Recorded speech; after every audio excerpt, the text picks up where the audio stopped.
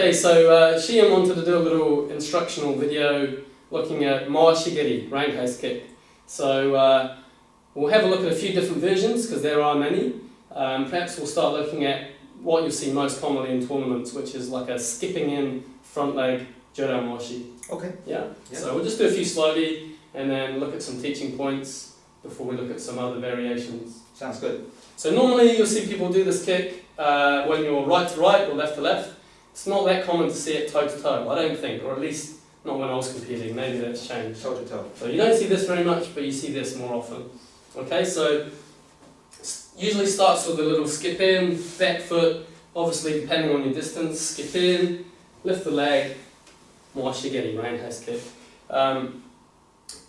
You'll see some very fast and skilled competitors using it right off the bat. So from here, just from moving, you'll just skip in and kick. More often than not, it's successful a greater percentage of the time if you lead in with something else. Okay, so it might be a kizami, it might be a grab, some kind of feint to distract from what you're doing. So for now we'll just go with a front hand grab distraction. From here, skip in, grab, kick. Okay, so we'll just take his attention downwards a little bit and then kick. Okay, so we might show you at a different angle. So if we have Shin here, maybe on a 45. Just have a look at my footwork from here. So skip in, kick. Okay, again, 2, kick. And we'll do a little bit faster. Maybe Shin could block because my controller is not so good at high speed. Ay! Ay! Ay! Okay, so that's our basic skipping in front leg washi. Yeah. Another one I really like is back leg Chudan washi. So if you make this is a really nice kick for covering distance. Most of the time when you learn karate, people will teach you either to kick with the top of your foot, the instep, for sports karate, or they'll say use the ball of the foot for application or self-defense. They're both good. Personally, for kumite, I prefer to kick a little bit with my shin. The reason being is that it'll encourage me to use a bigger step, cover more distance, and if he does slide away, then I'm usually close enough. So from here, you might do a little skip step to begin with, but you can just launch it right off the bat, stepping in, and you are overcommitting a little bit. But you usually kick, or I usually kick pretty hard when I'm using this technique, so there's a good incentive for them to move back. Okay, so we'll just do a couple slowly again. From here, back leg, boom, this way, and maybe Shin can just do a little slide backwards as well. From here, this way. Obviously you're in close distance, so you're not going to hang out there and just wait. You'll have some follow-up or you'll retreat immediately. This way.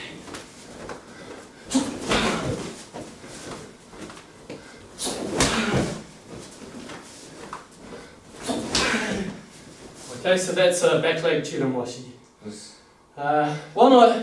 One more advanced variation for the Jodan I really like is I've seen it called a question mark kick.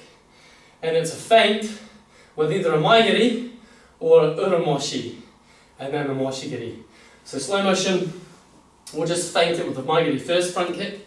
So this is only going to work if they believe that you're going to do a front kick. So first off, maybe you want to do a few good hard maigiris to make them wary of that kick. Once they're wary of that kick, you feint with the front kick, and then you loop around with the roundhouse kick. My distance was a little bit off then. So it's a feint with a front kick, and then a loop. We'll just change the angle a little bit. Again, from here, coming up, and then hook. Okay? And it's a really frustrating kick to try and block. A couple of medium speed.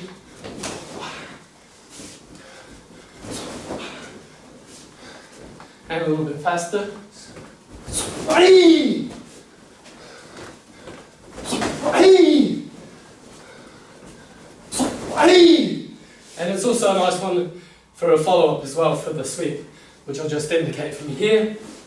Here is usually leaning back, and you can hook for the ashibalai.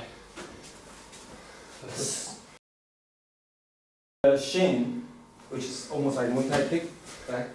Now no longer score in WKF. You can only use the back foot. So now with sweeping, throw me a mawashigiri. Now I can let you kick me. As long as I can step in fight now, I can now kick you like this. Previously, that's already the score. Now, if I'm here, you score. If I'm here, I can take you down, I score. Which I think is not good, because now you are starting to turn into some of those phony martial arts, not allowed to punch in the head. Getting kicked in the shin, in the kidney is not funny. That's right. I mean, you may not score this, and it's powerful like hell. It's powerful. I'm not encouraging people to try and hurt each other, but at the end of the day, if I do a couple of powerful chunamwashis in a match, you don't want to be in that distance anymore. So I may not score with it, but it certainly makes you wary of that kick. It might give me an opportunity to do something else like a jodomwashi. Just the same with the chudan maigiri. It's very rare to score with a maigiri. It almost never happens. But if he gets a couple of good hard maigiris, he's very wary of that knee coming up. So I don't really care about scoring. All I'm interested in is distracting him, and then I can do something else. Okay, or maybe it's follow through with a punch. So not all techniques that you throw have to be scoring techniques, as long as they have a purpose and it's legal, you know. But I guess if you're not going to score the chunamashi, A, you need to make sure it's fulfilling its purpose in terms of distracting your partner, but also B, that you're not going to get scored on. But I'll certainly make sure that this kick is hard enough and fast enough that it's very difficult for you to catch. For me, just a few things I'd like to add. Like, I really appreciate the traditional mawashigiri, kicking with the ball of your foot. So just the area underneath your big toe. So doing this kind of kick, you do need flexibility on your toe. So I usually sit on the floor like this, pushing my toe down, so my toes can bend back far enough. Because if you're going to do a traditional mawashigiri, you're going to be kicking with the ball of your foot like this. So I can kick something flat. What I mean by this is, if I'm doing a roundhouse kick, I can kick something from the side, no problems, right? But what if everything on the side is blocked, leaving only a flat surface facing you? There's no way but throwing something straight forward, like a yokogeri, thrust kick, a maigeri, this one. But if you can do traditional mawashigiri, you can also kick, boom, straight in. Right? With this kind of hip power going forward, it does extend further, causing more impact. Also, you have a much smaller impact surface. That means all your power is very focused on a very small point. The same theory as punching with the middle knuckle in karate. You don't punch with all four fingers, top and bottom. You only punch with a very small surface. So it's almost like hitting a surface with your palm or a needle. That's a focused energy, right?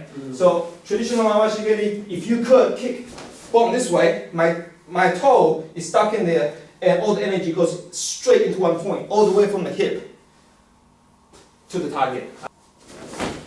It works almost like this. I don't have to have something open from the side. I can go from the side, using the back of my feet. I can go straight. If I'm kicking Jordan, I can go to the side. So do you mind staying here? I can go to the side using the ball of my feet as well. Do you see that? And having this kind of practice also benefits from a hook kick. Our sensei Dieter used to do this a lot. Meaning, instead of just hit you this way, I'm going to hook my leg behind your neck. It's much harder to escape. So I just go like this. Now the WKF rules doesn't encourage you to kick to the chin. Because a lot of times I kick you to the chin, you kind of blocked it, and my control is so good, it looked like you blocked it. So the instructor now are teaching the students to kick in the ear, over the neck, right? So they don't just go boom in the face, good control. They want you to do a very dramatic movement. So when you kick in the head, you might step sideways, so I no longer reach, sorry.